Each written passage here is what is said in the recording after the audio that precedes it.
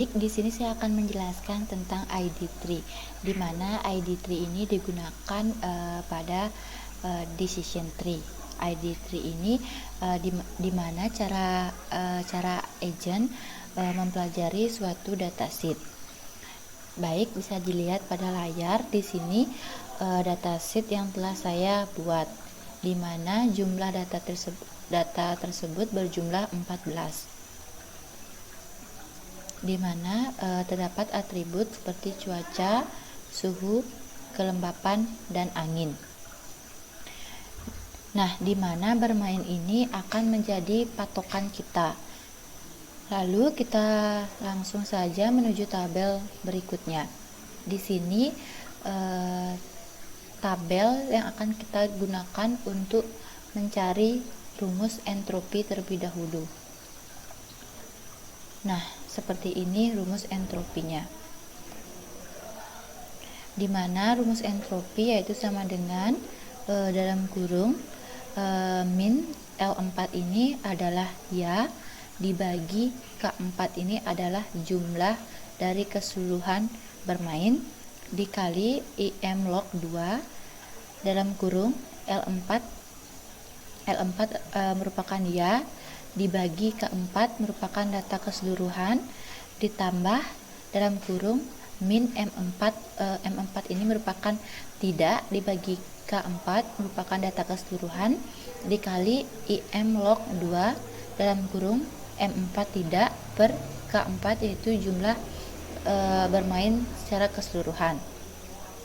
Nah, di sini bisa langsung dilihat jumlah dari dataset tersebut adalah 14. Ya, kenapa ya bisa 9? Karena kita dapat menghitung di sini berapa jumlah ya-nya, dan tidak kenapa bisa 5? Kita bisa langsung menghitung dari atribut bermain. Lalu dari setiap atribut kita akan mencari entropinya terlebih dahulu. Nah, di sini misalnya cuaca memiliki kondisi cerah, di mana cerah di sini berjumlah 5. Di sini ada 5.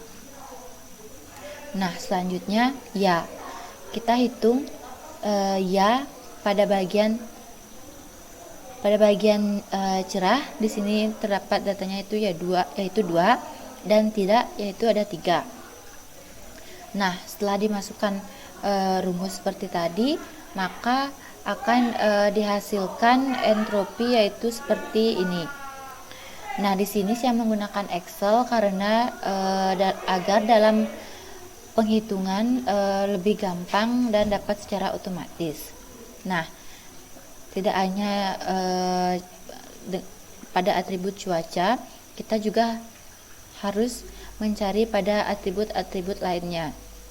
Nah, agar lebih singkat, langsung saja setelah sudah menemukan entropi, kita akan menuju gain, di mana rumus gain yaitu entropi bermain dikurangi dengan entropi cerah dikurangi dengan entropi mendung dan dikurangi dengan entropi hujan. Lalu setelah kita menghitung semua entropi, maka kita akan mendapatkan satu entropi. Jadi baik, setelah tadi saya menjelaskan penjabaran dari rumus gain, maka setelah menghitung dari setiap atribut bisa dilihat di sini atribut dari cuaca lah yang memiliki gain yang paling tinggi. Jadi cuaca di sini akan menjadi node akar atau node akar. Di sini cuaca menjadi node akar. Nah, di mana pada cuaca memiliki 3 kondisi yaitu cerah, mendung, dan hujan. Nah, kita lihat kembali pada tabel di atas. Nah, untuk cerah di sini memiliki jumlah tidak yaitu 3, maka akan memiliki percabangan pada selanjutnya. Nah, sedangkan untuk mendung di sini bisa kita lihat pada tidak berjumlah 0, maka pada pada kondisi mendung akan berhenti sampai di sini dan tidak akan lagi memiliki percabangan. Nah, sama seperti dengan cerah, hujan juga di sini memiliki nilai ya dan tidak, di mana hujan akan memiliki percabangan. Nah, jika sudah, selanjutnya kita akan mencari note yang kedua, di mana note yang kedua kita akan menggunakan kita akan menggunakan dataset yang ini. Sama seperti dengan mencari note sebelumnya, kita juga harus mencari entropinya terlebih dahulu sebelum kita mencari gain untuk menentukan note. Nah, di sini seperti biasa, total dari data di sini yaitu 5 dengan jumlah ya yaitu 2, dengan tidak di sini ada 3. Seperti rumus entropi pada sebelumnya, tidak akan saya ulang kembali, sama seperti sebelumnya. Lalu di sini sudah jelas, sudah dijabarkan berapa jumlah ya, tidak dan lainnya bisa dilihat pada tabel sheet sebelah ini. Nah, langsung saja kita menuju gain, di mana gain juga kita menggunakan rumus pada metode sebelumnya. Nah, di antara gain dari ketiga atribut ini, kita bisa lihat gain pada kelembapan merupakan gain yang paling tinggi. Jadi kita akan menggunakan kelembapan pada note berikutnya. Kita akan menuliskan kelembapan di sini.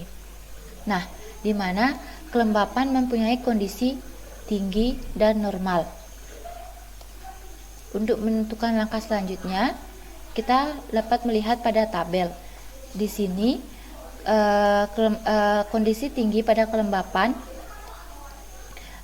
pada kolom iya yaitu 0. Maka pada kondisi tinggi kita akan menuliskannya dengan tidak. Lalu pada kondisi normal, di sini kelembapan memiliki di sini kondisi normal pada kelembapan di sini pada ya memiliki nilai yaitu 2, berarti kita akan menuliskannya dengan ya. Kita akan menuliskan ya. Nah, lalu terakhir kita akan mencari note berikutnya. Kita menggunakan dataset yang terakhir ini. Samanya juga sama seperti dengan langkah-langkah sebelumnya. Di sini jumlah total setnya 5, dengan ya ada 3 dan tidak ada 2, dengan sama juga menggunakan rumus entropi seperti sebelumnya. Suhu juga memiliki kondisi panas, sedang, dingin, kelembapan tinggi, normal, angin memiliki kondisi lemah, kuat seperti dengan kondisi-kondisi sebelumnya. Nah, setelah kita mencari entropi pada masing-masing kondisi, di mana kita langsung juga akan dapat menentukan gain. Rumus gain juga sama seperti yang telah saya jelaskan di awal tadi. Baik, di sini langsung saja bisa dilihat di antara ketiga gain dari atribut ini, atribut anginlah yang mempunyai gain paling tinggi. Nah, sehingga pada note terakhir kita akan menuliskan angin. Kita akan menuliskan angin di sini. Nah, pada angin memiliki kondisi lemah atau kuat, bisa dilihat pada tabel di atasnya. Nah, di sini pada lemah memiliki pada kolom ya memiliki angka dengan jumlah 3. Maka pada lemah kita tuliskan dengan ya. Lalu yang terakhir atribut angin dengan kondisi kuat, kita juga dapat melihatnya pada tabel ya. Di sini memiliki angka 0, sehingga kita akan menulis tidak.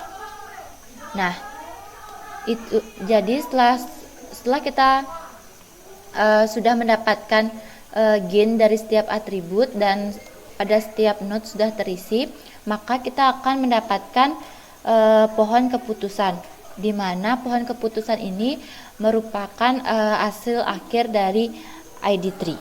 Terima kasih.